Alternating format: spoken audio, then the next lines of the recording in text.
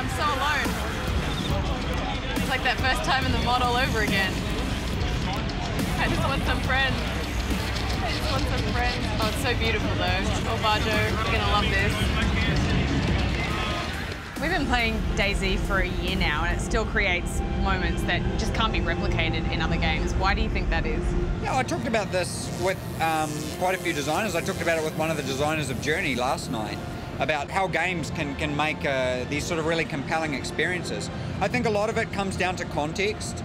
So an example being, in some game you might come across a bus that has been beautifully filled with like gore and dead bodies and blood and stuff like that, but the player, it has no impact on the player because it's just art, it's just a prop that's been placed in the game.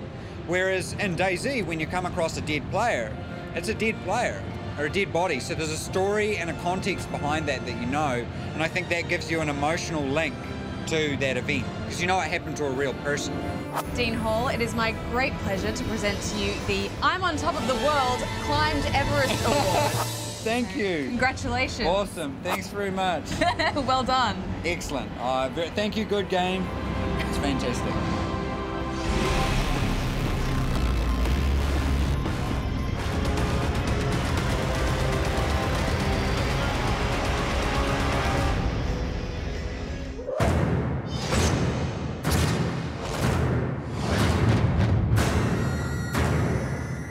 We're building a pirate game. What makes sense for a pirate, right? So for example, horse, we said no horse for this game, this is not the focus of it.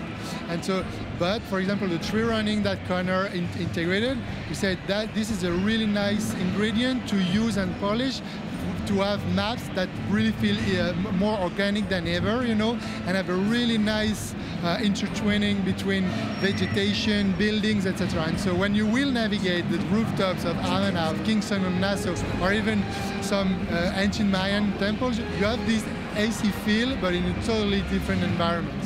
What can you tell us about the underwater sections that we saw from the demo?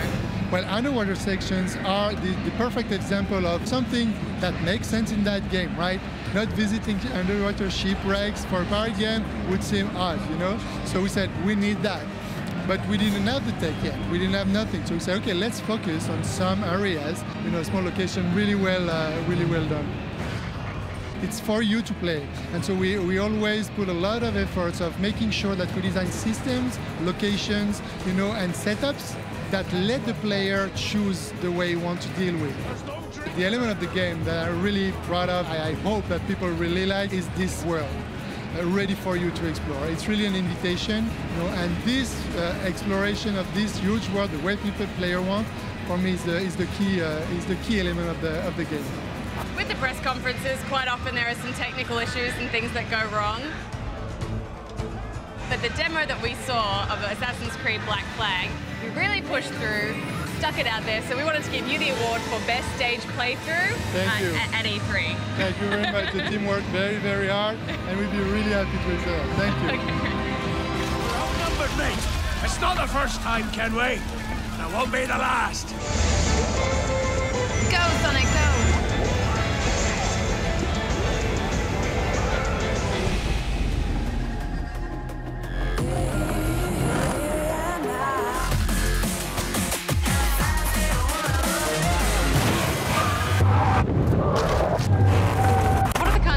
That you're taking into consideration when designing tracks for a game like this? One of the kind of key components is, in terms of the location selection at least, is we wanted to say, okay, if I had an ultimate garage of the most wonderful cars in the world, where would I want to drive them? And you want to drive them on the greatest driving roads in the world. It's all about incredible draw distances, it's about exciting roads, high-speed corners, all that sort of stuff. So you get engaged with the track, you get some sort of emotional reaction from driving these incredible cars around incredible locations. You know, it's the thrill of driving a supercar. And I think we've managed to capture that with DRIVECLUB. What a face-off zone is a set target that we want you to beat, be it like average speed or drift score. And it's not just an arbitrary figure that we pull out of the air. The figure that we present to you as a target is based on how good you are at playing the game, who else has been playing, how long they've been playing for, your skill level, the car that you're driving. So it's all tailored to your level of ability. And that's what makes it exciting, because you'll have that guy that is that tenth of a second player and the goals that he set are balanced to him. And you'll have that guy that has, maybe it's the first time he's ever played a racing game, and his targets are balanced as well. And that's really exciting for me because everyone walks away feeling like a winner.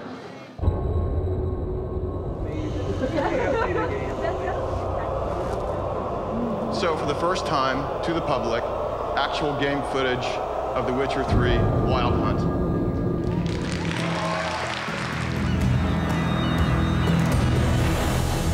6 months into the invasion, Nilfgaard's legions had pierced the heart of the northern realms. There's a weather changing system, so it goes from just like a normal day to a really stormy thing, and our weather system is quite advanced. So you're actually sitting on the side of a cliff looking down at a fjord area, and the waves get really choppy. It gets really windy and blustery, and the trees start blowing, and the sky darkens.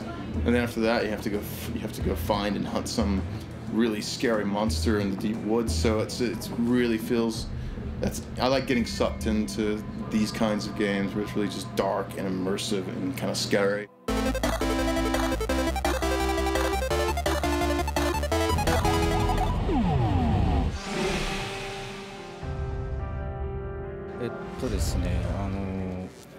The universe of Dark Souls 2 is the same universe as, I guess, in Dark Souls 1, but the stories take place in different locations. The enemies for Dark Souls, we take a lot of care in terms of how they attack, and we also take a lot of care in how we want the players to actually conquer the enemies as well.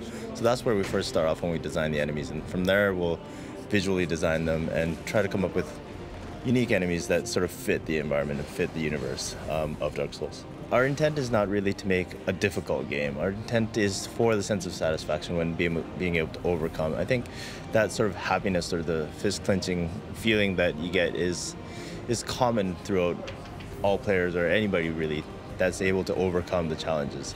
And hopefully that balance between being able to conquer something, but that something being difficult enough to get that big feeling is the main essence of why people try to come back to play this game over and over.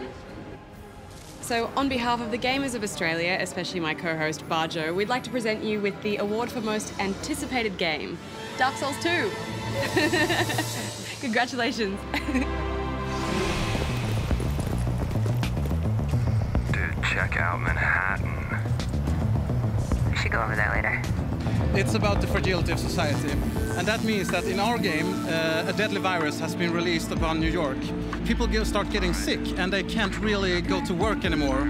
And when they do that, the whole structure falls apart. Ooh, they threw a Molotov, look out. Good call, thank you.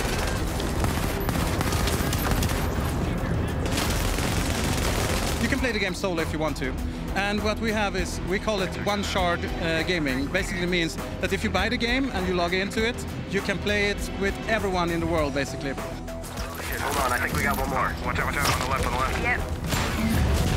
We have a dynamic content system, which means that every time you go out in the world, you see different things. So you never know what's going to be around the next corner, a friend or a foe, a new event you've never seen before, or maybe it's that item you've been looking for all week. That gun is sick. You better get it out before you lose it. Okay, I've got my flare ready to go. Cool. It's all about immersion in the game. So we started to develop a new next-gen engine that we call Snowdrop, where we focused on lighting, we focus on AI, we focus on destruction, we focused on online services, and also the companion gaming. It's a gaming dating service. That's what you're saying. Whoa. It's another group of players. Brace for PvP. You guys ready?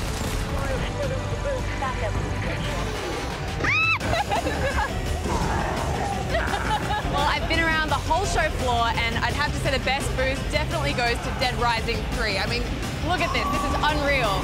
So, I guess I'll just give this to you. Congratulations on the kids. Jody, my job is to study strange events and then try to explain them. Since Heavy Rain, I guess I discovered that it was possible to talk about your personal experience in a video game. And with Beyond, I guess the starting point was a little bit different, was personal too. I lost something I felt really close to in my family. And it made me want to think about what's after death and what happens when you die. And that was really the starting point for Beyond. This thing is your friend, and he's connected to you with some kind of cord. How will player choice play a role in the game? You just play, you just make decisions without sometimes even knowing you're making decisions. You just do what seems right to you, and the story will adapt to that and give consequences to your actions. So some choices have very local consequences, some choices have very long-term consequences and a deep impact on the storyline. So it's really you as the player deciding where you want the story to go. They have no idea what they're up against. The games we develop are really based on emotion. And in order to have emotion, you need to have very good actors to convey this emotion, to create the sense of empathy with the player. The agency wants you to join their military school program. Ellen Page and Willem Dafoe got really involved in the project. And it's important for the audience to understand the difference between this technique that is used now compared to what video games were doing before. My name is Nathan Dawkins. I thought it would be a good idea for us to have a little chat, get to know each other a little better. Where actors are performing together, you got an energy, you got an interaction that you don't get otherwise. And on Beyond, everything was shot, one take, one performance, and all actors on set at the same time, which totally changes the quality of the performance. I didn't ask to be different. I just want to go out and have friends and be like other girls my age. You'll never be like them. I wish there were more games trying to tell a story, trying to have a meaning. And I think meaning is probably the thing that is missing the most in our industry. We just make moments, we just make big epic action sequences, but when you think about what it really says, you discover that most games have really not much to say. And I'm really dreaming of the day where more games will have something meaningful to say, and I think this will be very exciting. It's a very unique medium. Unlike films where you're just passive and you're just watching a story that is told, in games you can participate to the story. You can be the actor or even the co-writer of the story, and it makes this medium very unique. Watch yourself out there, Jody. I don't want anything to happen to you.